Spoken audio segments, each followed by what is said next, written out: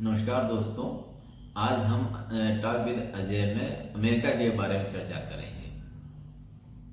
सर्वप्रथम आपसे मैं बताना चाहता हूं कि दुनिया की सबसे गद्दार कंट्री अगर है तो उस कंट्री का नाम है America, US, United state of America.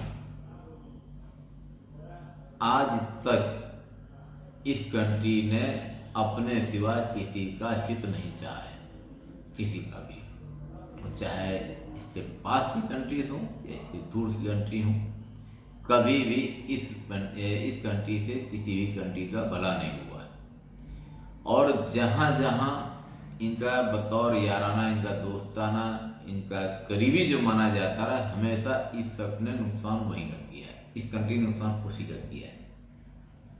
जैसे इजराइल को सपोर्ट करके नया कंट्री बनाया, सब कुछ किया। आज इजराइल ये बात समझ नहीं पा रहा है कि हम जो कर रहे हैं वो भविष्य के लिए बहुत ही घातक सिद्ध होगा, उसके लिए बहुत बड़ा नुकसान होने वाला है। क्योंकि सपोर्टर जो बन के आया है अमेरिका, इसका अमेरिका ही इसका नुकसान करेगा, चाहे वो अफगानिस्तान के मैटर पे हो, चाहे वो पाकिस्तान के मैटर पे हो, चाहे वो भारत के भी मैटर पे हो। कभी भी इस शख्स ने, इस कंट्री ने भला नहीं किया है। भला तब तक इससे होता है उस व्यक्ति जब तक उसका भला हो रहा होता है, और जिस दिन अमेरिका का फायदा उस कंट्री से बंद, उसका नुकसान चालू। दोस्तों, अगर आप इसके बारे में मंथन, चिंतन, अध्ययन करें तो आपको मिलेगा कि ये कंट्री कोबरा की प्रजाति की है, काले सांप प्रजाति की है। कभी भी इस कंट्री को आप कोबरा से अलग नहीं कर सकते हैं, जहरीला सांप जो होता है, क्योंकि सांप की प्रवृत्ति ही काटना है, उसका कोई भी यारी दोस्ती, उसका सहयोगी नहीं होता है। हमारी बात को आप समझ पा रहे होंगे हम क्या कहना चाहते हैं, कि अगर सांप जहां पर हिट करेगा तो जहर ही फेंकेगा उसके लिए। अगर आप देखो तो सांप अपना शांति से चला जा रहा है, उसका कोई लेना देना नहीं, बट जिसे सोचो कि मेरा मित्र है, इसको जो है हम सपोर्ट करें, ये भविष्य में मेरा फायदा करेगा, तो ये इम्पॉसिबल, ये पॉसिबल नहीं हो सकता है। क्योंकि उसकी प्रवृत्ति ही है, जैसे टच करोगे आप उसको, वो तुरंत अपना फन खा के उसको काटेगा। उसको इस बात से मतलब नहीं है कि इसने मेरी मदद किया है या नहीं किया है। तो वही हाल अमेरिका का है। अमेरिका और काले सांप में कोई भी अंतर नहीं है, और दुनिया की सबसे पहले नष्ट होने वाली जो कंट्री बनेगी उसका नाम अमेरिका होगा। आप देखते जाइए, हो सकता है कि हम लोग के सामने ही अमेरिका समाप्त हो जाए। ये बहुत बड़ी बात बोल रहा हूं, अनएक्सपेक्टेड बात बोल रहा हूं। शायद ही मेरे जैसे किसी व्यक्ति ने बोला होगा, और आज मैं इस वीडियो को बनाने के लिए आप सभी के फोन और सबके मैसेज के बाद में आया हूं बनाने के लिए दोबारा। क्योंकि जो प्रवृत्ति अमेरिका की है, ये डोनाल्ड ट्रंप दूसरा व्यक्ति ऐसा है जिसकी प्रवृत्ति भी वैसे ही है। कंट्री से नेचर मिलता जुलता है, कंट्री से इसका लेना देना है। जो कंट्री का जो रूप है, जो कंट्री का नेचर रहा है, जो कंट्री का अस्तित्व रहा है, ये अपने साथ वाले सहयोगी को खत्म करना या उसका नुकसान करना। वही हाल डोनाल्ड ट्रंप जी का भी है।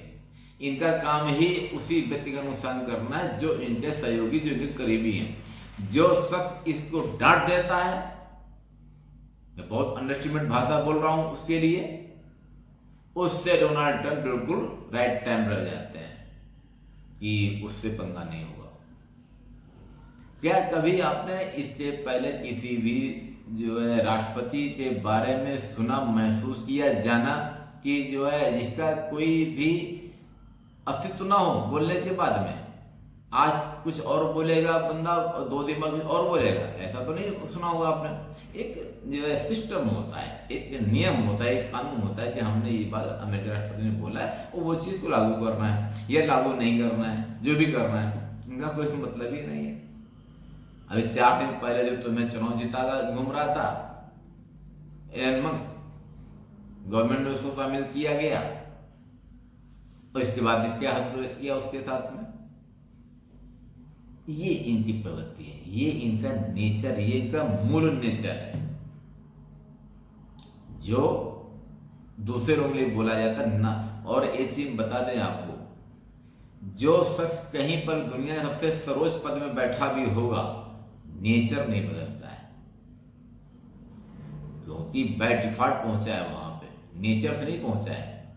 आप पहले बात समझिए, पहले पार्टी बेस का एक कार्यकर्ता, पार्टी बेस का एक नेता, पार्टी बेस का एक जो है पदाधिकारी उस पद में जाके बैठ गया, वो डिजर्व नहीं करता है, डिजर्विंग कैंडिडेट नहीं हुआ, वो एक्सीडेंटल हो गया, दुर्भाग्यवश बन गया, तो प्रवृत्ति कहाँ चली जाएगी, नेचर कहाँ चला जाएगा, नेचर तो वही है, बना रहेगा। तो जहां पर बैठेगा वही नुकसान करना चालू कर देगा सामने वाले का, जो कि कर रहा है, क्योंकि उस व्यक्ति की कोई मर्यादा तो रही नहीं, तो दूसरे मर्यादा के बारे में जानते नहीं वो आदमी। रिस्पेक्ट वही करना जानता है जिसको रिस्पेक्ट मिलती है, जिसको सम्मान मिलता है वही सम्मान करना जानता है। बहुत सिंपल सा फंडा है दुनिया का। आप कभी भी देख लीजिए किसी को, अपमान वही दूसरे करता है जिसको स्वयं अपमानित होना पड़ता है, सिंपल सा तरीका। और दोस्तों मैं आपको बता दूं, किसी भी व्यक्ति का कोई भी नेचर बदलता नहीं है, जो रहता है वो मरने के पहले तक रहता है। जो पुरानी कहावत नेचर और सिग्नेचर कभी चेंज नहीं होता, सच्चाई यही है। तो डोनाल्ड ट्रंप जी बहुत अच्छे व्यक्ति नहीं है, जिनकी वजह से अमेरिका को बहुत सारी समस्याओं से जूझना पड़ रहा है। और आज की डेट में वर्तमान की स्थिति ये है कि अमेरिका के अंदर ही बहुत सारी अव्यवस्थाएं फैल चुकी हैं और इनका ग्रोथ चालू हो गया बहुत तेजी से।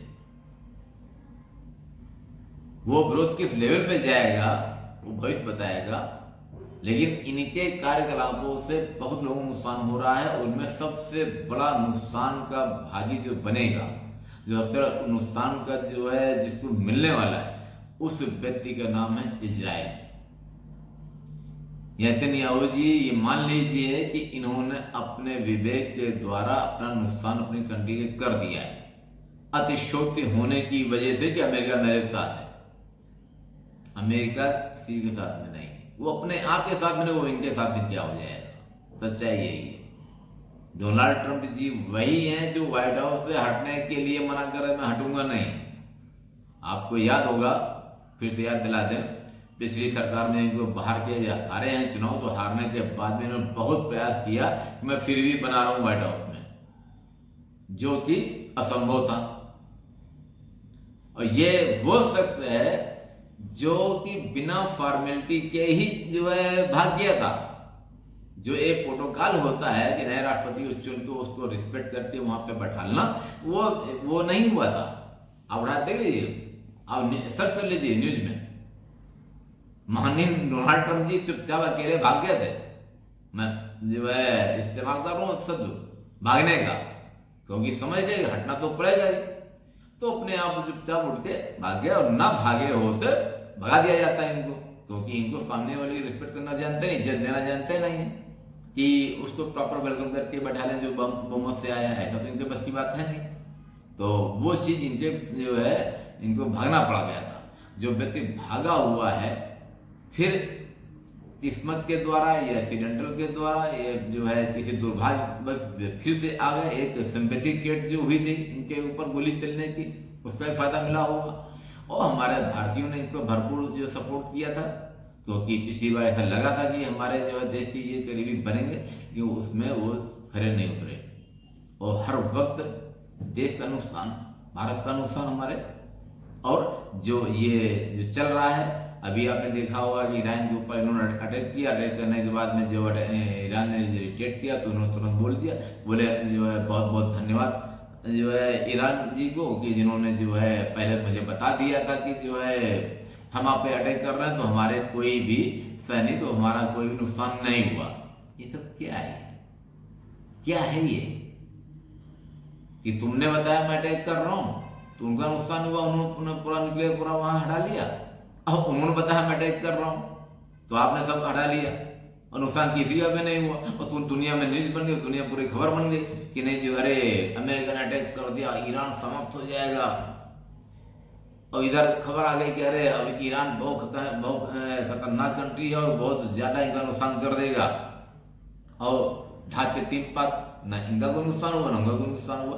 जो इनके हिसाब से बताने, मैं अपनी बात नहीं कह रहा हूँ, ये डोनाल्ड ट्रंप के शब्द हैं कि बहुत बहुत धन्यवाद ईरान को, इन्होंने मुझे पहले से बता दिया था। ये सब क्या है? तो एक अच्छे नागरिक होने के नाते से ईरान को और इजराइल को समझना चाहिए कि ये कंट्री क्या है और हम लोग क्यों लड़ रहे हैं।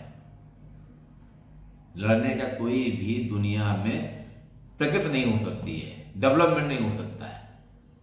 लड़ाई जो होती है किसी के लिए, वैसे निचले स्तर की पड़ोसी लड़ता है तो भी नुकसान होता है, तो ये तो कंट्री लेवल का मैटर है, बड़ा नुकसान होता है। तो लड़ाई किसी चीज की प्रगति नहीं हो सकती, डेवलपमेंट नहीं हो सकता। डेवलपमेंट करना है तो लड़ाई से बाहर आना पड़ेगा किसी भी। और अमेरिका पर विश्वास कर लड़ाई लड़ने जो जा रहा है, उससे बड़ा कोई मूर्ख नहीं हो सकता है। हमारे शब्द तो यही उसके लिए है।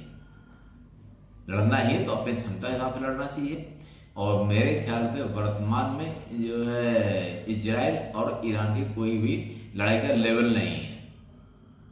ये अमेरिका के जो है कंधे पे बंदूक चलाना चाह रहा कि अमेरिका को सपोर्ट करेगा, तो आपने देख लिया कि जो है कब से बेचारा वो लड़ रहा है। बेचारा शब्द इस्तेमाल करो जिसने पूरी कंट्री को समाप्त करवा दिया यूक्रेन को।